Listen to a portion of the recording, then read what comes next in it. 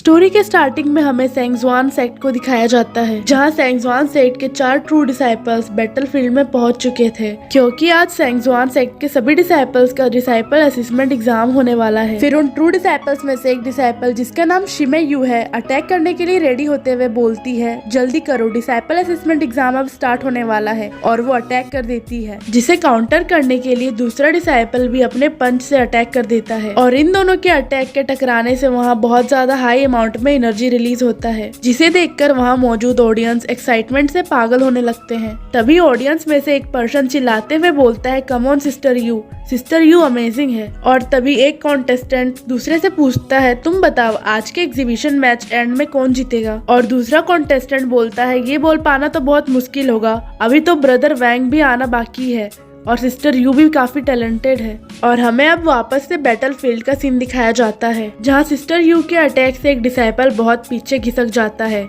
और फिर sister you आसमान में जाकर एक अटैक को जनरेट करते हुए बोलती है, ब्रदर्स अब तुम तीनों केयरफुल हो जाओ। और एक डिसाइपल बोलता है, नहीं अभी तो हम लोग बस रिहर्सल ही कर रहे थे। और तभी शिमे यू 2 डिसाइपल्स पर लात और घूंसों की बारिश कर देती है। तभी तीसरा डिसाइपल डरते हुए बहुत ही फनी तरीके से बोलता है, सिस्टर यू मैं सरेंडर करता हूँ, लेकिन यू उसे एक ही पंच में सुला देती है। और ऑडियंस एक्साइटमेंट में चिल्लाते हुए बोलते हैं, सिस्टर यू बेस्ट है। और वहीं वो तीनों ट्रू डिसाइपल यू के पास आते हुए बोलते हैं, जूनियर सिस्टर के स्ट्रेंथ हमारे जनरेशन में सबसे बेस्ट है, यहाँ तक कि हम तीनों एक साथ भी जूनियर सिस्टर के स्ट्रेंथ को मैच नहीं कर पा रहे हैं। फिर दूसरा ट्रू डिसाइपल फनी तरीके से बोलता है, हाँ बिल्कुल, मैंने तो सरेंडर भी कर दिया था, फिर भी ये जूनियर सिस्टर ने मेरे हैंडसम फेस को नहीं छोड़ा, ये अभी भी पेन कर रहा है। फिर ऑडियंस में से एक कंटेस्टेंट दूसरे से बोलता है, इस 5 ईयर डिसाइपल असेसमेंट एग्जाम का मेन इवेंट कुछ ही देर में स्टार्ट होने वाला है, इस सेंगजुआन डिसाइपल असेसमेंट में मुझे जरूर पास होना पड़ेगा।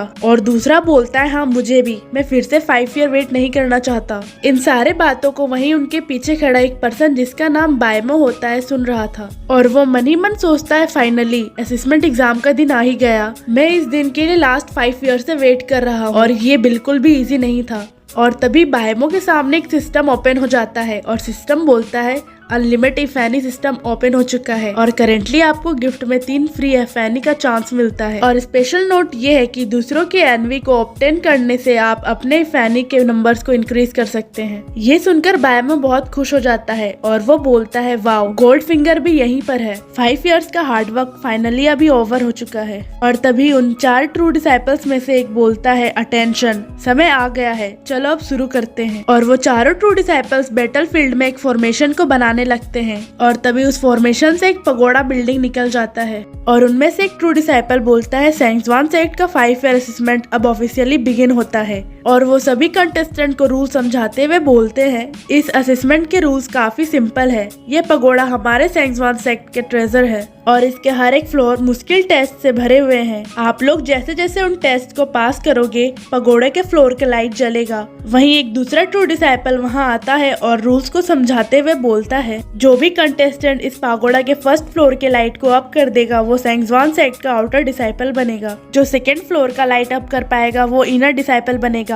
वहीं जो 3rd फ्लोर तक लाइट अप कर पाएगा वो इलाइट डिसाइपल बनेगा। उसके बाद जो पागोड़ा के 4th फ्लोर के लाइट को अप कर पाएगा वो किसी एल्डर का डिसाइपल बनेगा, और जो भी कंटेस्टेंट पागोड़ा के 5th फ्लोर के लाइट को अप कर देगा वो हम चारों की तरह एक इनकॉम्परेबली ग्लोरियस ट्रू डिसाइपल बन जाएगा। और आखिर में 6th फ्लोर, और वो ट्रू डिसाइपल थोड़ा एटीट्यूड दिखाते हुए बोलता है, 6th फ्लोर के बारे में तो भूल जाओ, पागोड़ा के 6th फ्लोर के लाइट को अप कर देना तुम लोगों में से किसी के भी बस की बात नहीं है। लास्ट 100 इयर्स में सेंगजुआन सेक्ट से एक भी कंटेस्टेंट 6th फ्लोर का लाइट अप नहीं कर पाया है। तभी एक कंटेस्टेंट पागोड़ा के पास जाते हुए बोलता है, एक बार पागोड़ा के 1st फ्लोर का लाइट अप हो जाए तो मैं सेंगजुआन सेक्ट में एंटर कर जाऊंगा, ये उतना भी डिफिकल्ट नहीं लग रहा है। वहीं एक कंटेस्टेंट दूसरे से पूछता है, तुम्हें कोई आइडिया है इस बार के इस एंट्रेंस एग्जाम में कौन फर्स्ट प्लेस पर होगा? मैंने सुना है फर्स्ट प्लेस के लिए कोई स्पेशल रिवॉर्ड है। और दूसरा बोलता है, मुझे लगता है फर्स्ट प्लेस पर जरूर वैंग फैमिली का यंग मास्टर वैंग फेंग आएगा, वो काफी टैलेंटेड है। वहीं पहला कंटेस्टेंट बोलता है, हाँ वो चैंपियन जियाओ हाओ का सन है,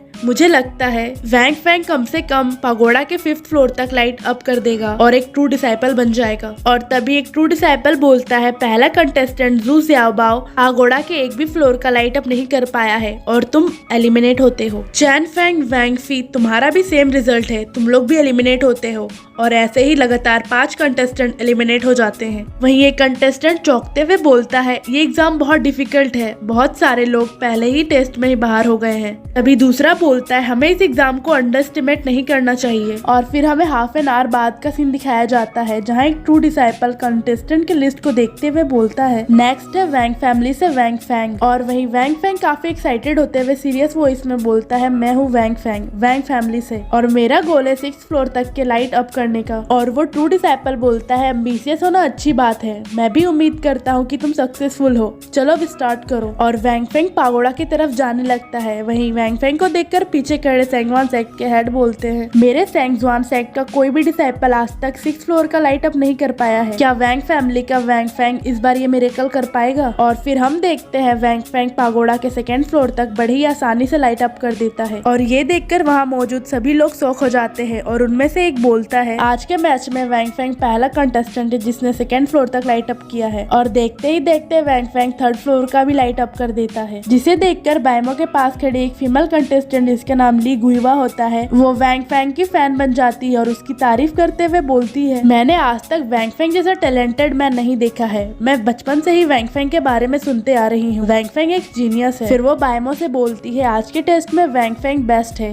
क्या तुम एक्साइटेड नहीं हो? बायमो नॉर्मल सा फेस बनाते हुए बोलता है, उसने अभी तक बस 3rd फ्लोर तक ही लाइट अप किया है, अभी और भी बहुत सारे कंटेस्टेंट बाकी है जिन्होंने अभी तक टेस्ट नहीं दिया है और बेस्ट कौन है ये अभी पता चलना बाकी है। और ये सुनकर ली गुइवा बायमो पर गुस्सा करते हुए बोलती है, तुम ऐसा कैसे कह सकते हो कि वैंग फैंग बेस्ट नहीं है, क्या तुम वैंग फैंग को डिफीट कर सकते हो? फिर वो और भी भड़कते हुए बोलती है, मैंने आज तक तुम्हारे जैसा एरोगेंट पर्सन नहीं देखा है, तुम तो वैंग फैंग के पैरों के धूल के भी बराबर नहीं हो। और ये सुनकर बायमो हंसते हुए मन ही मन बोलता है, क्या ये पागल हो गई है और क्या ये वैंग फैंग की बिना ब्रेन वाली फैन है? वहीं दूसरी तरफ वैंग फैंग पगोड़ा के 5th फ्लोर तक लाइट अप कर देता है। वैंग फैंग थोड़ा डिसअपॉइंट होते हुए बोलता है, मैं 6th फ्लोर तक लाइट अप नहीं कर पाया। और ट्रू डिसाइपल्स लिस्ट की तरफ देखते हुए बोलते हैं, अफसोस की बात है, वैंग फैंग 6th फ्लोर तक लाइट अप नहीं कर पाया, पर वैंग फैंग ने पगोड़ा के 6th फ्लोर तक लाइट अप कर दिया है और आज से वैंग फैंग सेंगजुआन सेक्ट का एक ट्रू डिसाइपल बन गया है, इसके लिए कांग्रेचुलेशंस। वहीं ली गुइया फिर से बायमो को चिढ़ाते हुए बोलती है, तुमने देखा, भले ही वैंग फैंग 6th फ्लोर को लाइट अप नहीं कर पाया पर उसने काउंटलेस लोगों को पीछे छोड़ दिया है, क्या तुम्हें अभी भी लगता है तुम्हारे पास क्वालिफिकेशन है सीनियर ब्रदर वैंग फैंग के अपोनेंट बनने का? और बायमो बोलता है, ये सब बातों को भूल जाओ, दिमाग से पैदल फैन, तुम्हारे बातों का कोई सेंस नहीं बन रहा है। वहीं वैंग फैंग गुस्से से वहाँ से जाने लगता है और 2 डिसाइपल्स बात करते हुए बोलते हैं, पगोड़ा के 6th फ्लोर को लास्ट 100 ईयर से किसी ने भी लाइट अप नहीं कर पाया है, यहाँ तक कि वैंग फैंग भी ये नहीं कर पाया, तो अब ये कौन करेगा? तभी तीसरा ट्रू डिसाइपल वहाँ आते हुए बोलता है, अब चैंपियन हाउ का सन यंग मास्टर लियाओ हाउ का क्या होगा? फिर हम वहाँ मौजूद एक पर्सन को देखते हैं जो कि बहुत रिच फैमिली से लगता है,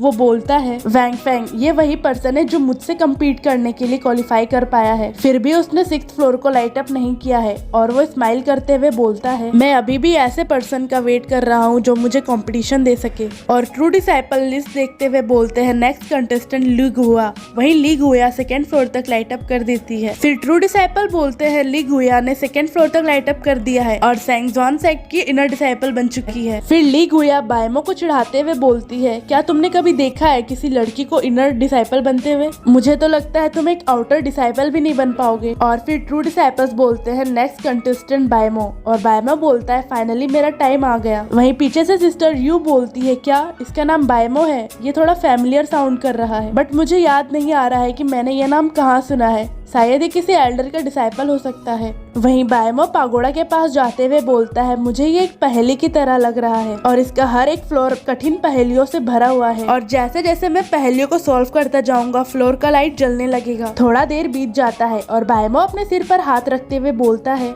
मेरा क्वालिफिकेशन सच में बहुत कम है, मैं इफेंग को भी सही से यूज नहीं कर पा रहा हूँ। फिर बायमो सीरियस होते हुए बोलता है, लगता है मेरे पास इफेंग यूज करने का बस एक ही मौका है। बहुत देर ऐसे ही खड़े होने के कारण ट्रू डिसाइपल्स बोलते हैं, बायमो तुम एलिमिनेट होते हो, नेक्स्ट। और ये सुनकर ली गुइया बोलती है, क्या सच में? और वहाँ खड़ी एक लड़की भी हंसने लगती है। ली गुया बायमो को ताना मारते हुए बोलती है, इसे देखो जो सेंट जॉन सेक्ट में एंटर भी नहीं हो पाया, और तुम्हारी हिम्मत कैसे हुई थी वैंग फैंग को ट्रैश बोलने की। और तभी बायमो पागोड़ा के फर्स्ट फ्लोर को लाइट अप कर देता है, जिसे देखकर ली गुया शॉक हो जाती है। वहीं बायमो बोलता है, मैं इफैनी को यूज करना सीख गया, ये तो बहुत इजी है। इसने तुरंत ही फर्स्ट फ्लोर को लाइट अप कर दिया। फिर बायमो अनलिमिटेड इफैनी को बोलता है, आगे बढ़ो और इफैनी यूज करो। वहीं ली गुया बोलती है, इसने बस फर्स्ट फ्लोर को लाइट अप किया है और ये बस आउटर डिसाइपल ही बना है। और इसके बाद बायमो सेकेंड फ्लोर को भी लाइट अप कर देता है, जिसे देखकर ली गुया बुरी तरह से शॉक हो जाती है। और बायमो फिर से थर्ड फ्री इफैनी को यूज करते हुए बोलता है, ये मेरे इफैनी को यूज करने का लास्ट चांस है। अगर मुझे आगे और भी इफैनी को यूज करना है तो मुझे दूसरों को एनवी करना होगा, और एनवी का मतलब किसी को दूसरे से जलन होना। और इसी के साथ ये एपिसोड यहीं पे खत्म होता है।